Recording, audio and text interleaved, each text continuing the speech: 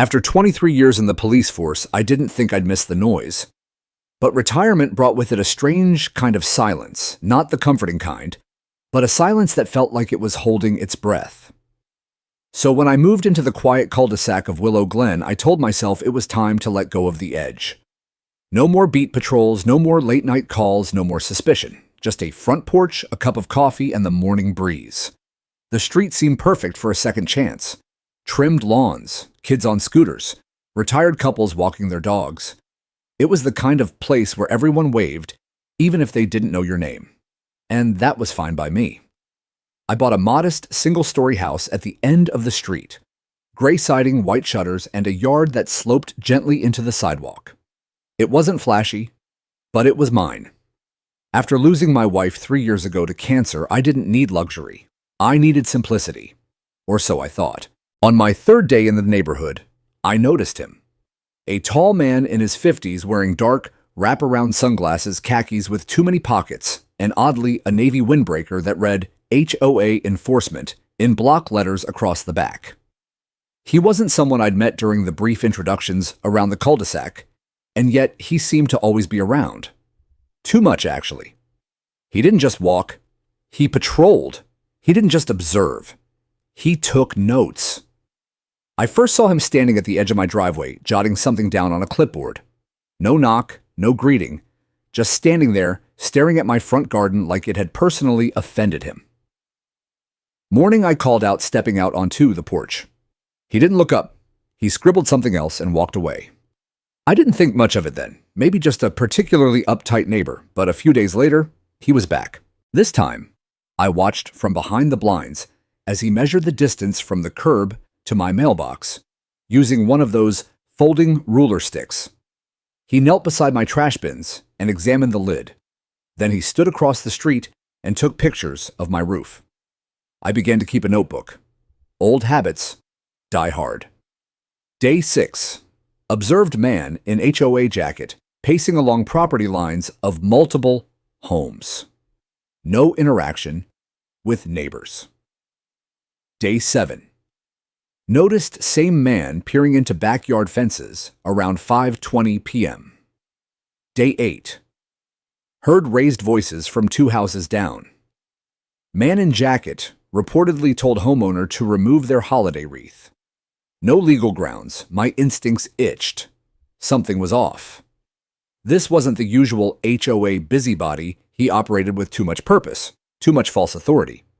One night I asked a couple walking their poodle if they knew who he was. "Oh, that's Rick," the woman said. "He's involved with the HOA. Self-appointed, I think." The man beside her shook his head. "Yeah, not officially elected. He just showed up one day with that jacket and started telling people what to do. Karen, the HOA president, lets him do it. Calls him her eyes and ears." That set off an alarm bell. I'd dealt with eyes and ears before. They're the kind of people who never passed the academy but still want the badge. Give them a clipboard, and they think they run the world. But I wasn't ready to jump in just yet. Instead, I watched and waited. Over the next week, Rick's pattern became clearer. He'd cruise the street around 10 a.m. again, at 2 p.m., and once more after dark, always the same routine. He'd pause at certain homes longer than others. I noticed a woman across the street pull down her blinds whenever he came by. A kid on a bike sped off the sidewalk once he saw Rick's car pull around the corner. Even my own sense of calm was starting to crack. I tried to ignore it, focusing on fixing up the house. I repainted the mailbox, replaced the porch light, even hung a small American flag under the eaves, a tribute to both my country and my wife, who always insisted the flag should be flown respectfully. But the more improvements I made, the more attention Rick seemed to give me. And then, on the 12th morning, he walked up my driveway. I was trimming the hedges when I heard the footsteps behind me. He didn't announce himself, just loomed there like a shadow. "You can't park your truck like that," he said flatly. I turned slowly, pruning shears still in my hand. "Excuse me," he nodded toward my driveway. "You're parked too close to the edge of the sidewalk. That's a violation." "There's no sidewalk," I said, "just grass, and I'm entirely on my property." He pulled out a laminated card from his pocket. HOA Code 14.3 states I cut him off. I've read the bylaws. There is no section 14.3. That threw him. Just for a second. But he recovered. While we've updated internal enforcement guidelines, you'll be receiving a notice. He turned to walk away, but I stepped forward. Rick, I said, voice steady. Do you mind showing me your ID just for clarification? He hesitated, then flipped his wallet open. It was a plastic card. No photo, no agency. Just the words HOA Compliance Official in Comic Sans font, the kind you print at home. I didn't say anything. I just looked at him. That's when he made the mistake of stepping back. I'll be watching, he muttered. I nodded. So will I. When he disappeared down the street, I walked into the house, poured myself a cup of coffee, and opened a new page in my notebook. Day 12. Rick approached me directly. Presented fake ID, cited non-existent regulation. Behavior suggests escalating pattern. Next step. Verify HOA board knowledge and resident complaints. The ex-cop in me was no longer sleeping. He was wide awake. The next morning, I made a point of parking my truck in the exact same spot. Not out of spite. Not yet. It was a matter of principle. The gray Ford had been with me through more than half my service years. I kept it clean, kept it registered, and parked it legally, always. But as I sipped my coffee on the porch, watching Rick's predictable 10 a.m. sweep, I knew this was no longer about where a vehicle was parked. It was about who he thought he could intimidate. I didn't have to wait long. Rick marched up the sidewalk, same windbreaker, flapping in the morning breeze clipboard under one arm, like he was preparing to deliver a court summons. His lips were pressed into that smug line of someone who's convinced their clipboard is a weapon. He didn't bother with a greeting. You're in violation again, he said, gesturing broadly toward my driveway. Which code this time, I asked, calmly setting down my coffee mug. He glanced at the clipboard and tapped his pen like it helped conjure authority. Driveway obstruction, HOA ordinance, no such ordinance, I interrupted. And even if there were, you'd need to be an authorized enforcement officer to issue it. Rick straightened. I am the enforcement officer. You're a neighbor with a laminated card and a delusion, I said flatly. That struck a nerve. His face turned crimson. I've issued warnings to residents for over a year. If you refuse to comply, the HOA will escalate. Then have Karen email me directly, I said. And while she's at it, I'd like to see her appointment record for you. Because last I checked, HOA boards vote on officers. He bristled. You think you're special? You think you can just roll in here and ignore the rules? No, I said, stepping off the porch and closing the distance between us. I think I know the law better than you do. Because unlike you, I actually served it. His eyes flickered, and for the first time there was a hint of doubt. I know intimidation when I see it, I added. And I know the difference between a real badge and a fantasy cosplay. He opened his mouth, then thought better of it. He turned sharply and walked away, his clipboard swinging like a nervous tick. But that wasn't the end of it. That afternoon, a printed notice was taped to my front door. No envelope, no signature. It read, Notice of HOA non-compliance. Resident at redacted has failed to correct violations regarding improper vehicle placement and unauthorized exterior decor, American flag display, and unapproved lawn furniture. You have 72 hours to comply or face further fines. HOA Enforcement Officer. I read it twice. Then I smiled. They were grasping at straws now. Unapproved decor. A flag that wasn't just weak. It was illegal. The Freedom to Display the American Flag Act. A federal law, one I knew by heart, protected my right to fly the stars and stripes, and I had a lifetime of training in documenting evidence. So I got to work. First, I made 3 color copies of the notice. One for my records, one for the City Code Enforcement Office, and one for my lawyer. Next, I walked to each house on the block and knocked politely, one at a time. I introduced myself again this time, not just as the new guy, but as a retired officer. I asked them if they'd received any notices like mine, if Rick had ever come to their door with threats, if they felt safe. Most of them said no, but five of them looked over their shoulders before whispering yes. One elderly woman clutched my hand. He said he'd find me for having a gnome, she whispered, voice trembling. A ceramic gnome. Another man mid-40s shook his head. Told me I had to replace my shutters. They're just old, not broken. but he made me feel like I had no choice. Every story added fuel to the fire. Rick wasn't enforcing anything. He was building a regime, one laminated badge at a time. The worst part, Karen was letting it happen.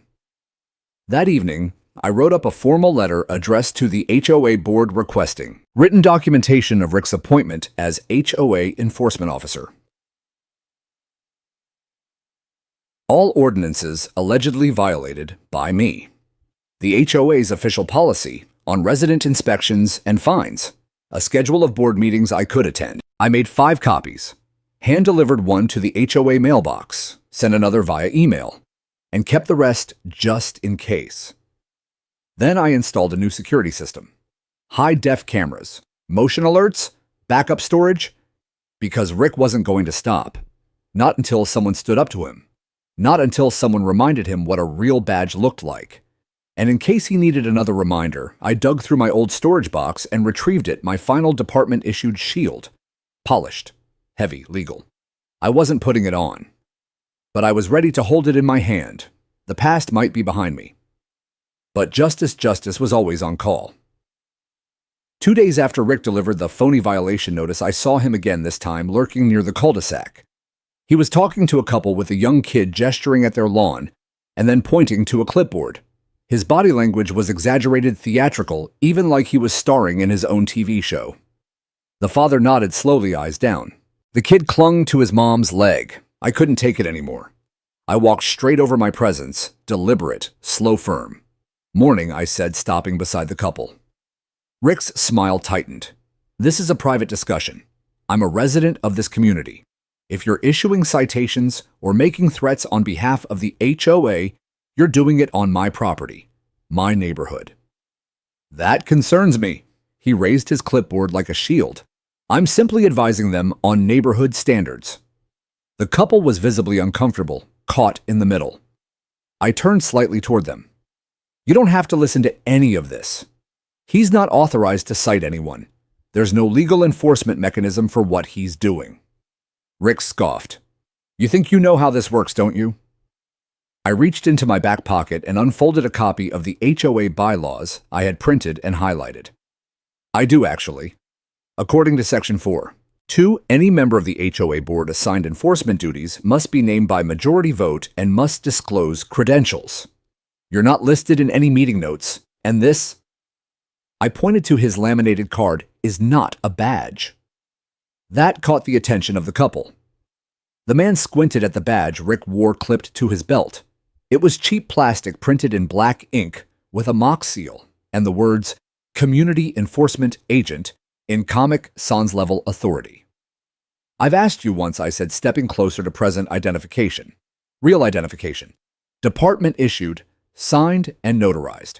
If you can't produce that, this is impersonation. Rick snapped. I'm not impersonating a cop. I locked eyes with him. Then stop dressing like one. The man shifted uncomfortably. We're good, actually, he muttered, taking his wife's arm.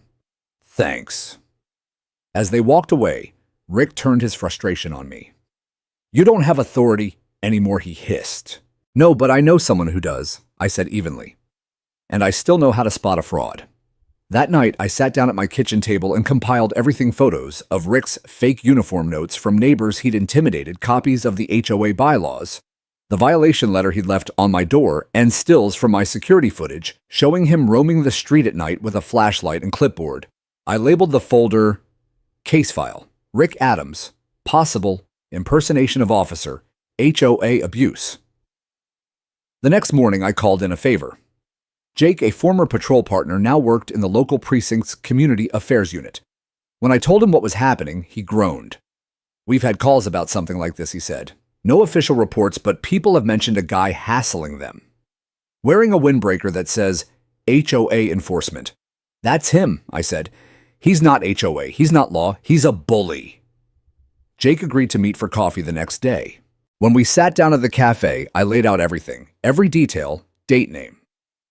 Jake read through it quietly, nodding. Legally, he said after a while, this qualifies as impersonation under our municipal code. Not law enforcement exactly, but close enough to cause fear and compliance. That's actionable. I want to file a formal complaint. We'll need a sworn affidavit. You'll have it by noon. I spent the rest of the day drafting my statement, attaching supporting documents, and including my own sworn declaration as a retired officer with 23 years of service.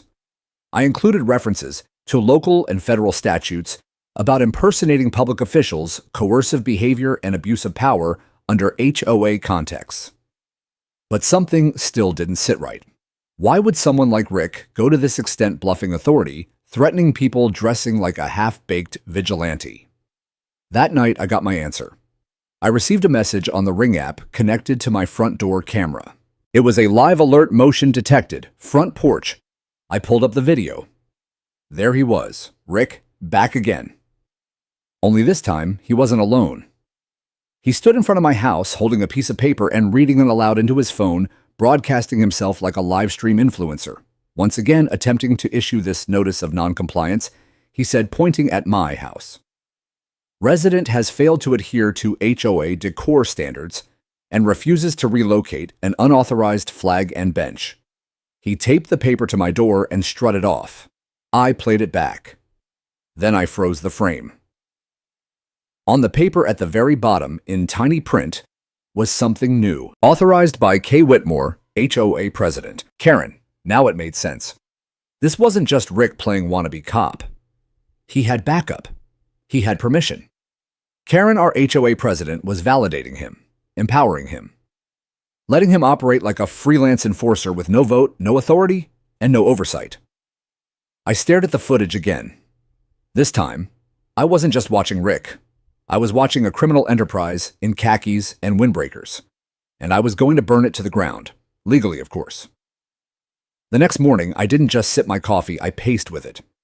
I couldn't shake the image from the Ring footage, Rick taping that faux citation to my door, puffing his chest, acting like the neighborhood's self-declared sheriff. And worse, Karen's name, in tiny print stamped at the bottom like some mafia boss signing off on intimidation tactics. It wasn't just a one-man bluff anymore. This was a coordinated effort to control and coerce. I decided to take a wider lens to the situation. That afternoon, I started knocking on doors. I began with the Myers, an elderly couple who'd lived on the block for 32 years. I asked them directly if Rick had ever approached them. Mrs. Myers' hands began to tremble as she poured tea. He told us we had too many ceramic animals on the porch, she said softly. Said it was a violation of aesthetic code. Then he said, shh, if we didn't remove them, we might be subject to an appearance citation. Did he ever show any identification, I asked. No, just that blue windbreaker and his clipboard, she said. And he took pictures of our porch, our faces. Mr. Myers cleared his throat. I'm not scared of many things, but that man creeped me out. Something wasn't right. I thanked them and made notes. Next was a single mother, 2 houses down Sophie. She had a baby on her hip and a look of quiet exhaustion. When I brought up Rick's name, her expression tightened. He told me I couldn't hang baby clothes on the line, she said. Said it was a code violation and made the neighborhood look poor. I told him to leave, but he came back the next day and took photos again. Did you report it to anyone, I asked? She laughed bitterly. To who, Karen? She's the one who appointed him. Said Rick was doing what the board didn't have the spine to enforce. Her words. That phrase echoed in my head. Didn't have the spine to enforce. It made sense now why Rick was so bold. He had Karen's blessing, and she used him as a hammer to drive in her HOA nails, bypassing rules votes accountability. By dusk, I'd spoken to 7 residents. Every single one had a story. A retired Army vet who was told to remove his American flag. A college kid ticketed for music pollution for playing acoustic guitar on the porch. A Latino family warned their truck didn't match community standards. And worst of all, a frail widow who whispered, he came by at midnight once, said I'd be escalated to the compliance tribunal if I didn't repaint my shutters. She clutched her rosary while speaking, hands shaking. None of them had reported it formally. They were afraid of Karen, of Rick, of retaliation fines, or shame. That night, I sat down and began compiling what I now called the siege file. Photos, testimonies, doorbell footage. HOA meeting notes, screenshots from our community app where Karen praised volunteer enforcers. And I added a detailed timeline of Rick's behavior. This wasn't just a neighborhood being mismanaged. It was under siege, and it was time someone fought back. I submitted a report to the city's Department of Neighborhood Enforcement, not just about Rick, but about the HOA board's abuses.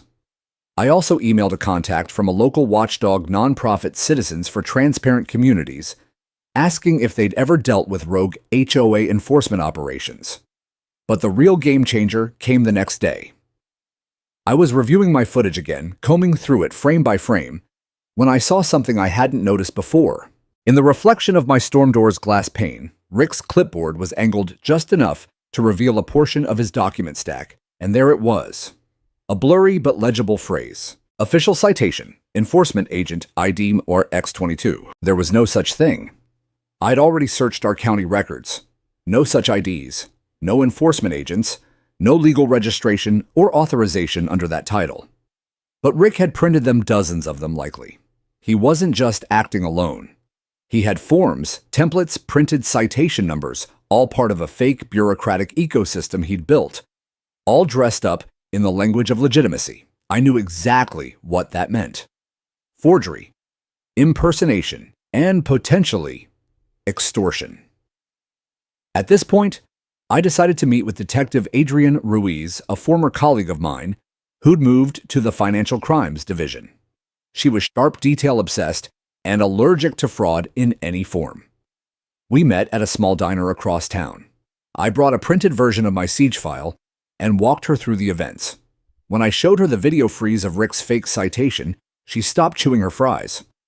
"Did you say he was accepting money to overlook violations?" she asked. "Yes." Sophie witnessed it. "And I have a video of him taking cash from a delivery driver right after threatening him.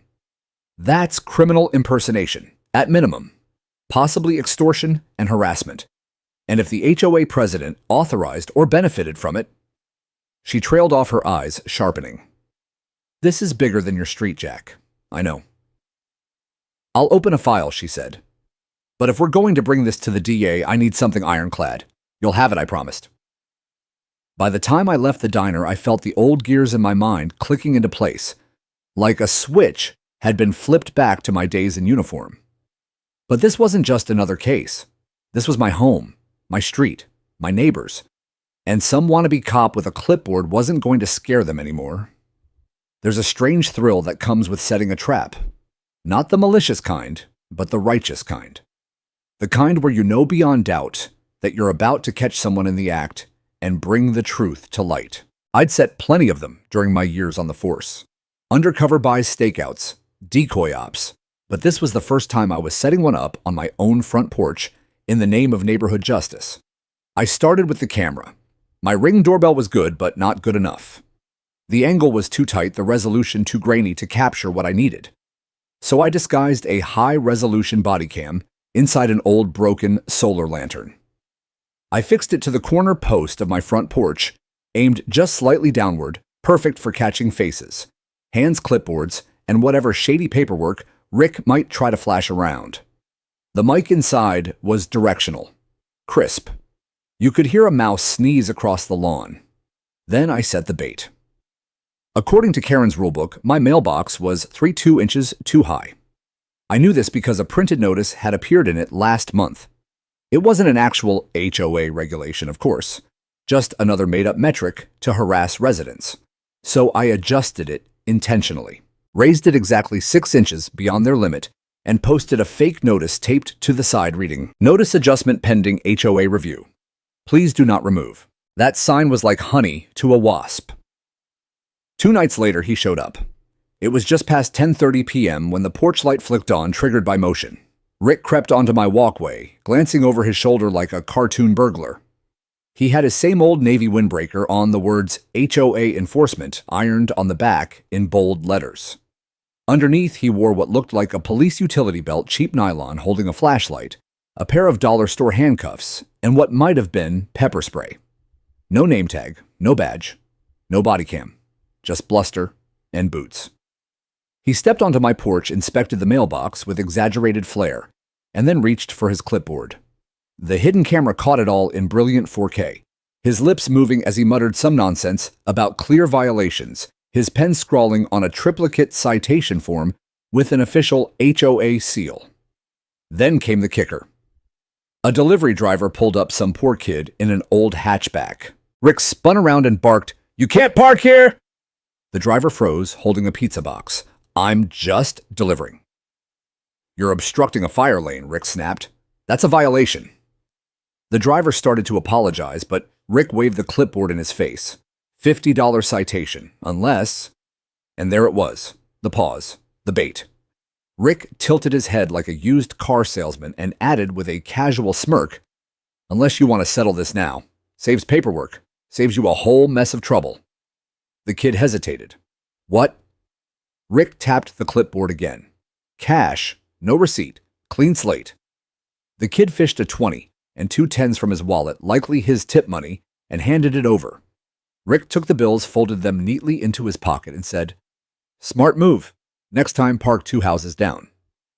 Then he strutted off into the night. It was perfect. Illegal impersonation, coercion, accepting bribes, wearing what could be interpreted as a police-style uniform.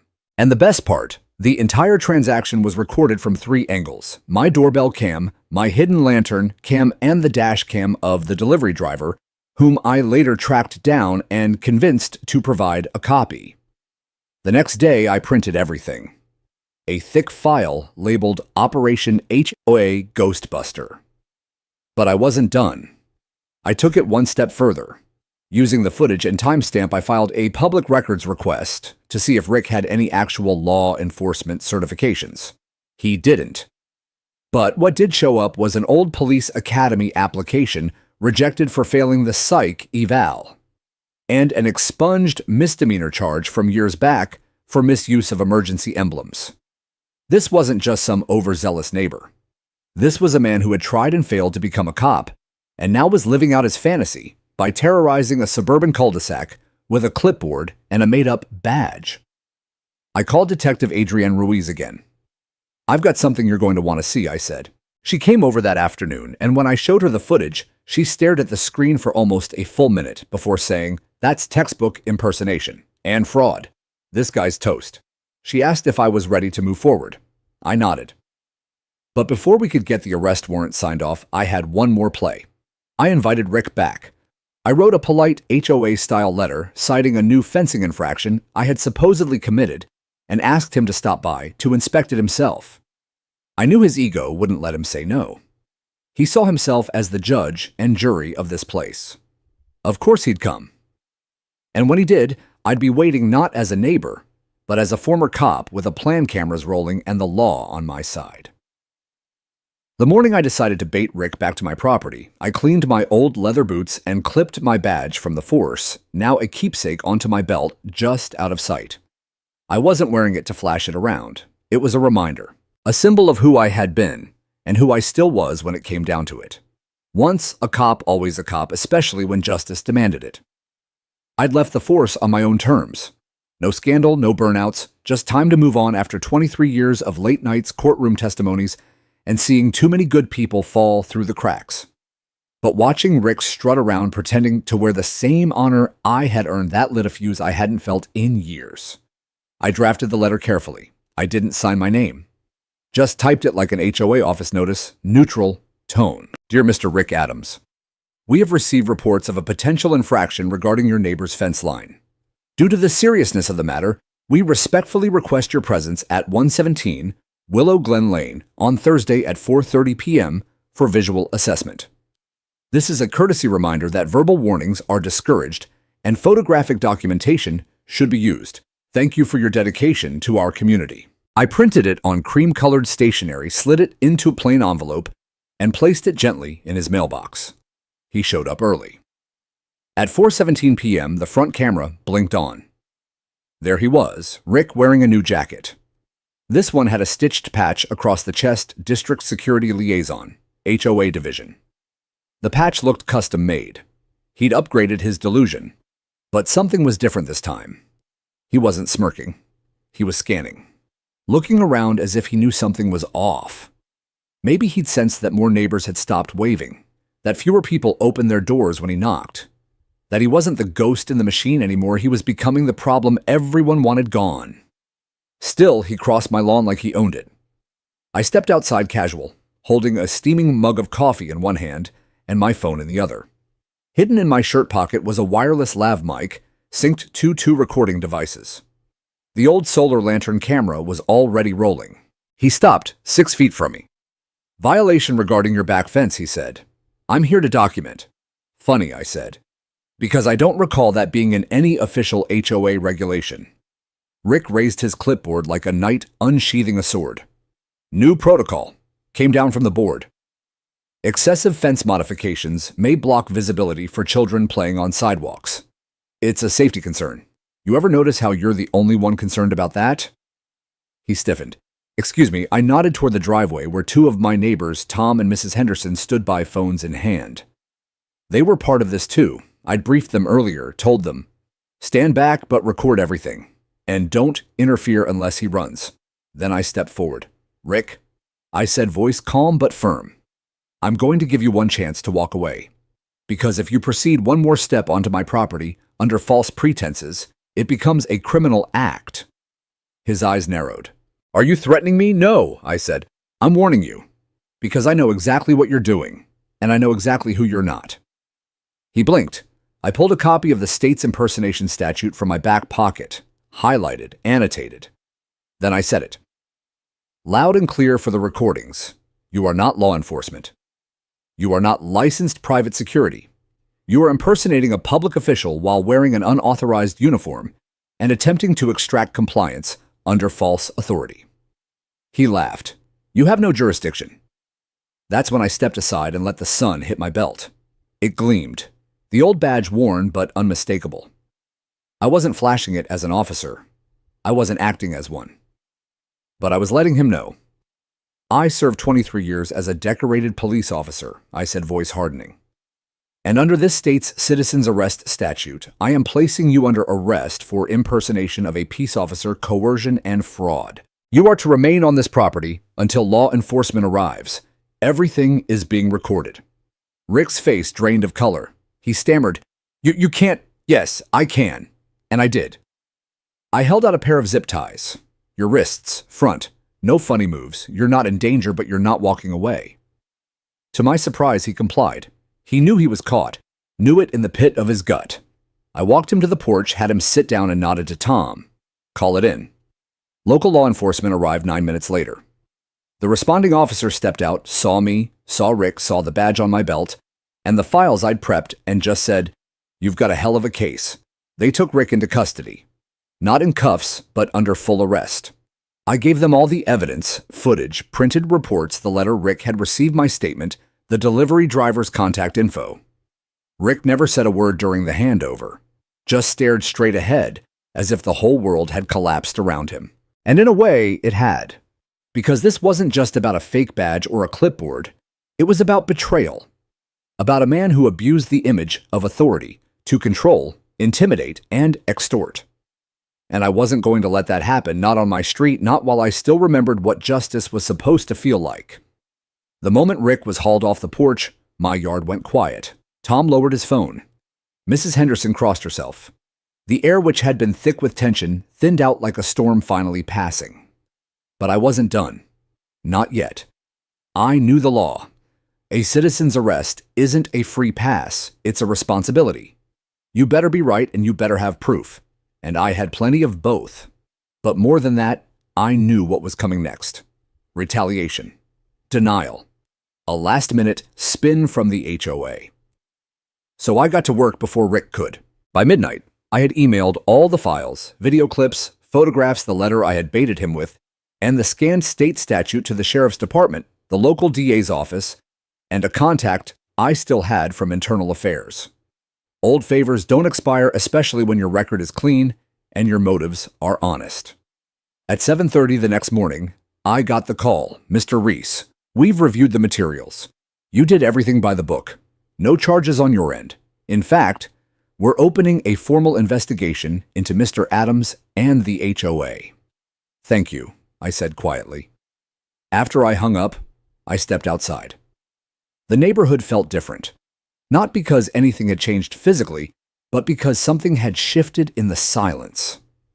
For months, people had tiptoed around Rick, let him bark orders, wag his clipboard scowl at their flower pots and porch lights. But now the spell was broken. It started slowly. One by one, neighbors came over. Mr. Lockett, the retired postmaster, brought me a box of glazed donuts. Saw the whole thing. He said, nodding, "You've got guts." Lucia from across the street knocked a few hours later. "He scared my daughter once, told her she could be reported for loitering just for sitting on our stoop." Another woman showed up with a USB drive full of footage from her Nest Cam Rick peeking through bushes at 11 p.m. I documented everything. The digital folder I built was labeled Operation HOA Snake. A week later, I was asked to give an official statement to the police. I did, of course, but I also gave them something more, an affidavit of complaint from 10 residents, all signed and notarized, outlining Rick's behavior, false claims of legal authority, intimidation, coercion, late-night harassment, and in one case, a request for fines in cash. That one came from Mrs. Kilpatrick, an 84-year-old widow who said Rick told her driveway color violated HOA tones and demanded $150 in on-the-spot corrective fees. She paid, afraid he'd get her evicted. That's when I stopped thinking of Rick as a fraud and started thinking of him as a predator. The DA thought so too. The official charges came down a few days later: impersonating a public officer, felony; coercion, misdemeanor; elder abuse, felony; fraudulent solicitation, misdemeanor. They were enough to send shockwaves through Willow Glen. But the kicker, the twist that turned the tide completely, came during Rick's arraignment. His lawyer mentioned a cooperative relationship with the HOA board, specifically with its president, Karen. Yep, the queen of plastic roses and passive-aggressive newsletters. It didn't take long for the local news to pick up the scent. Fake HOA cop busted by retired officer board. Ties suspected. The phone started ringing. A reporter wanted to interview me. I declined. The story wasn't about me. It was about abuse of trust and the power of fear. But I wasn't about to let Karen slip away. I requested to speak at the next HOA meeting, which was scheduled for that Friday night. The board tried to cancel it. I sent a legal notice reminding them that under state HOA law, any cancellation must be publicly posted 72 hours in advance and approved by a vote. No such vote had occurred. They held the meeting. It was packed. Standing room only. Some folks even brought lawn chairs and thermoses. It looked less like a meeting and more like a courtroom crossed with a block party. Karen opened the proceedings with a trembling voice and tried to call for new business. I stood. "Point of order," I said loud and clear. Before any new business, the board must address ongoing criminal investigations involving its associates and the misappropriation of HOA authority for personal gain. Dead silence. Karen blinked. That's not on the agenda." "It is now," said Mr. Lockett from the back. Then I did something I hadn't done in years. I opened a manila folder and read aloud like I was back in court laying out a case. Rick Adams, never licensed as security. No HOA bylaws grant enforcement powers to individuals. Financial records showing miscellaneous consulting fees paid to RA Solutions LLC.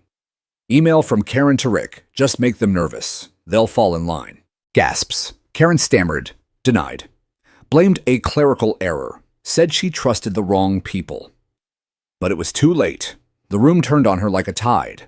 A vote of no confidence was called on the spot. 67 yeses, 4 abstained, 2 against. Karen was out. Rick was awaiting trial. And I was just a man who'd moved here for peace, a quiet life. But sometimes when peace is threatened, old instincts kick in. And in this case, that instinct helped save an entire neighborhood from a reign of quiet terror. That night, Tom grilled burgers on his front lawn. Someone set up a Bluetooth speaker. Kids rode bikes down the street again, laughing without glancing over their shoulders. Lucia handed me a beer. "Sheriff Reese," she said, grinning. I chuckled. "Just a neighbor," I said. "A neighbor who still remembers how to read the law." In the days following Rick's arrest and Karen's public humiliation, I expected the HOA to go quiet, maybe even implode. But I underestimated the resilience of bureaucracy and of people clinging to power. Karen didn't vanish. She got louder. She started sending emails to the neighborhood mailing list, long rambling messages defending her legacy, claiming she had no knowledge of Rick's behavior and calling me a man with a vendetta and a badge complex. I didn't reply. I didn't need to. Because while Karen was fighting for her image, in inboxes, I was in my garage with 3 boxes of HOA meeting minutes, 3 years of financial records copied by a brave board member who'd finally had enough, and a high-speed scanner. You see, I've never stopped being a cop where it counts evidence, motive, opportunity. And what I was about to find would turn Karen's desperate spin into the unraveling of her entire regime. It started with a curious pattern: quarterly consulting payments, always just under $600 to various shell LLCs. RA Solutions, Ridgeway Enforcement, Hollow Protection Services. Each paid via check from the HOA's discretionary fund, signed off not by a full vote, but solely by Karen and her treasurer. It looked clean to the average eye. But to someone who knows how white-collar crime hides in plain sight, it screamed one-word: laundering. But here's where the twist really hit. In the corner of one scanned document, a signature caught my eye. Not Karen's, not Rick's, someone else, someone I hadn't expected. It was from a year ago. A vendor payment authorization, signed Ellen Reese, my late wife. I froze. My heart didn't just drop, it shattered. Back when Ellen was alive, she volunteered briefly with the HOA's garden committee. I never paid much attention. She loved azaleas, loved meeting people. It gave her joy. But seeing her name attached to a payment that clearly wasn't about flowers, that was something else entirely. I dug deeper. Turns out one of Karen's oldest tricks was dragging committee volunteers into her schemes. She'd ask them to sign documents without explaining their purpose, use their names to approve expenses, and file the paper away like it was nothing. She used my wife. I felt anger, cold and sharp, settle into my bones. This wasn't just about HOA overreach anymore. This was personal. This was using the dead to protect the corrupt. I gathered the proof scans, timelines, copies of email correspondence between Karen and the treasurer where they referenced front signatures and blank approvals. The paper trail was undeniable. The final piece came from an anonymous envelope left on my porch one afternoon. Inside a USB drive and a note. She threatened my family. I couldn't speak up, but now I can. The drive contained audio files secretly recorded HOA board meetings. In one, Karen could clearly be heard saying, "Rick handles enforcement. It keeps people in line. The retirees won't fight it. If they do, we drown them in violation letters until they sell." That line alone was enough to shatter her last defense. I brought the drive, the paper trail, and my full report to the county district attorney. The DA's eyes widened as she read. "You realize," she said slowly, "this opens up a case not just for impersonation and fraud, but for conspiracy, financial misconduct, and elder exploitation." I nodded. "Will you testify?" she asked. "I'll do more than that," I replied. "I'll help every person she targeted build their own case." And so the headlines changed again. HOA president under grand jury, investigation fraud, coercion conspiracy. Karen's smiling photo from a local magazine 5 years ago now sat side by side with the mugshot of Rick Adams.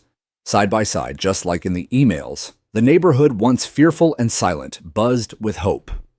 People started removing the old HOA bulletins from their windows. BBQs popped up on driveways again. Chairs reappeared on porches. Flags went up, American Marine Corps, even one bright yellow "Don't Tread on Me." And Karen, well, she lawyered up. But it was too late. The DA froze the HOA's discretionary funds, pending investigation. A court order barred Karen from contacting any current board members. And a recall vote was officially scheduled, this time with county election officials overseeing the process. At the next interim meeting, I walked in, not with a folder, but with neighbors by my side. Mr. Lockett, Lucia, Mrs. Kilpatrick, even Tom holding a Karen-free zone sign made by his daughter. We didn't shout. We didn't need to. We were the truth. And the truth was louder than any of Karen's excuses. The interim chair asked if I had anything to say. I stepped forward. I don't want your position, I said. I don't want your title. But I want you all to remember something: power only works when good people stay quiet. Well, we're done being quiet. Applause erupted.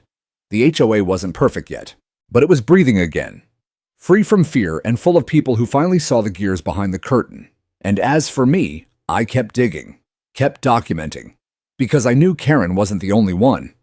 Other HOAs across the county were likely using the same playbook. And if no one else was going to stop them, then maybe it was time for this old cop to go national. It started like a spark in dry grass. One neighbor, then two, then 5 people began gathering at my garage. In the evenings, some with printed violation notices, others with handwritten letters, stories they'd kept buried out of fear or resignation. There was something deeply human in those meetings, a need not just for justice, but for recognition. People wanted to be seen, heard, believed, and that's when it began to spread. We called ourselves the Willow Glen Accountability Coalition. A name as simple as our mission: restore transparency, protect homeowners, and never again let power go unchecked behind white picket fences. By the end of the first week, over 60 residents had signed a petition calling for Karen's immediate removal and a full audit of the HOA's finances going back 5 years. That number doubled after the local paper published the story with a headline that practically vibrated with tension: HOA president and fake cop implicated in financial fraud, elder intimidation. But it wasn't until the news segment aired that everything truly detonated. Local station Channel 9 aired the body cam footage of Rick being taken into custody in front of my house, paired with my hidden camera video showing him in fake uniform, threatening a delivery driver and pocketing cash. The segment ended with my voice during the citizen's arrest, calm but firm. You're under citizen's arrest under State Statute 837-015. Sit down, Rick. The phone didn't stop ringing after that. Other neighborhoods began calling, emailing, sharing eerily similar stories. Some had their own HOA enforcers. Others were fighting secret fines, manipulated elections, or missing funds. It was no longer just our HOA. It was a national echo. And then came the indictment. The county grand jury officially charged Karen Whitmore with conspiracy to impersonate a public official, misuse of HOA funds, elder coercion, filing false violations with intent to financially harm. Rick faced an even longer list. The HOA board, now mostly silent and splintered, tried to distance themselves, but they couldn't. Because the documents I submitted, including full meeting transcripts, emails, and Karen's own handwritten notes, implicated nearly half the sitting members in either enabling or ignoring the corruption. Faced with the pressure, 4 board members resigned within 48 hours. The community scheduled an emergency vote. That Saturday morning, the HOA Community Center, usually sleepy, echoing with the hum of ceiling fans, was packed to capacity. Fold-out chairs filled. People stood in the aisles. Some brought signs. No more kings and queens. In Willow Glen, HOA eels help our accountability. We back the badge, the real one. Karen didn't show. Her attorney claimed medical stress had rendered her unable to attend, but few bought that story. Especially since a neighbor posted footage that same day of Karen having lunch at a nearby bistro. I was called to speak, not as a candidate, just as a voice. I stood before the microphone and looked out over the crowd, faces old and young people I'd once waved to politely and now knew by name. I used to think retirement meant quiet mornings and lawn chairs. I began half smiling. But I guess old habits die hard. Turns out I still can't look away when someone abuses power. Soft laughter. I didn't go looking for a fight. I raised a flag. They raised hell. I asked for clarity and they sent intimidation. I recorded it because I knew I wasn't alone. And now, here we are. I paused. I'm not here to tell you who to vote for. I'm here to say we've seen what silence breeds. Let's not make that mistake again. The room erupted in applause. But I didn't stay on stage. I stepped down, shook hands, and let the democratic process begin. By evening, the results were clear. Karen was officially recalled. And more than that, the HOA bylaws were amended with 2 crucial new clauses. No HOA board member may authorize a payment above $250 without a full public vote. Any enforcement officer employed by the HOA must present verifiable state or municipal credentials or be removed immediately. Victory was sweet, but it wasn't loud. It was quiet, a relieved kind of celebration. You could hear it in the way people reopened their windows. In the grill, fires lighting up backyards again. In the wind, catching the flags without guilt or fear. 2 weeks later, I received a letter not from Willow Glen, but from the Attorney General's office. They'd seen the footage, read the reports, and wanted my help launching a statewide task force to investigate HOA corruption and abuse. They called it Operation White Fence. I laughed when I read that. Fitting, beautifully ironic. Because sometimes the biggest fences don't surround houses, they surround power. And sometimes it takes a little bit of rust and rebellion to tear them down. I signed the letter. Because retirement could wait. It was a Sunday. Not just any Sunday, the first real one in years. The sun was high and warm, brushing over every rooftop with that kind of golden ease only summer knows. Birds chattered in the oaks. Someone down the street was mowing their lawn. Kids laughed as they chased a soccer ball near the sidewalk. And on my front porch, an American flag flapped gently in the breeze, unchallenged, undisturbed. There were no patrols, no shadowy enforcers, just neighbors, just peace. After everything, I decided not to run for HOA board. People had asked, even begged in some cases, but I said no every time with a smile. I've done my part, I'd say. Now it's your turn to protect what we built together. Instead, I did something much smaller, much louder. I threw a barbecue. But not just any BBQ, a Willow Glen rebuilding cookout. No speeches, no agendas. Just food, laughter, music, and the smell of grilled ribs blanketing the cul-de-sac like a warm memory. They came in waves. Eleanor brought her peach cobbler.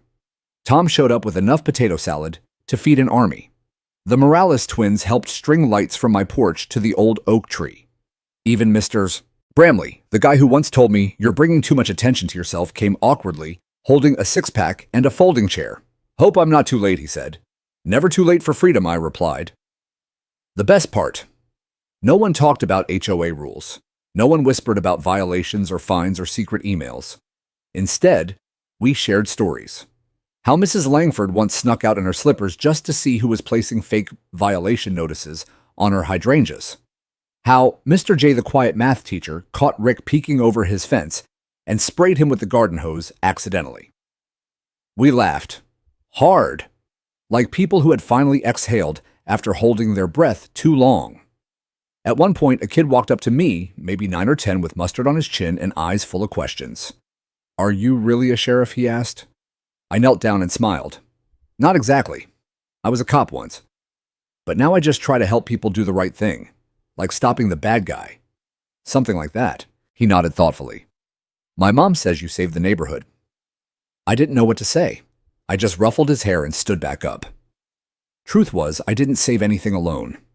It was the neighbors who stood up. The cameras that rolled. The people who said enough. I just helped push the first domino. Later that night, I walked to the end of the block, the same sidewalk where months earlier I'd watched Rick strut in his fake badge. Now all I saw was life unpolished and perfect. The sky darkened, stars blinking in. I looked at the community center newly painted by volunteers.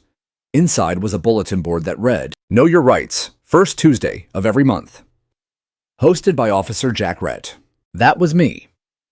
Turns out I'd started a monthly session not because I wanted to police anyone, but because sometimes people just needed someone to translate justice.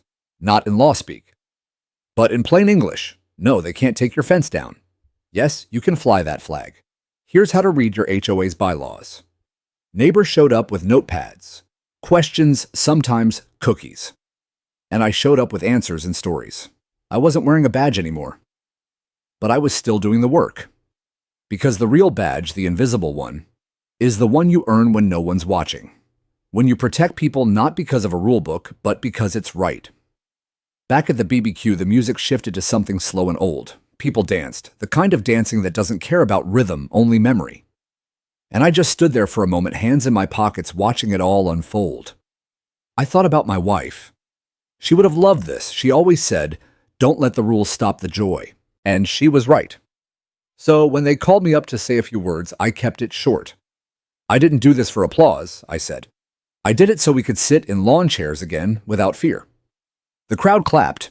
I raised my glass of sweet tea. 2 flags to freedom, and to knowing a fake badge when you see one. They laughed, cheered, and returned to their conversations. The fireflies blinked around the hedges. Somewhere, a radio played Johnny Cash. It wasn't perfect, but it was real. And finally, it felt like home.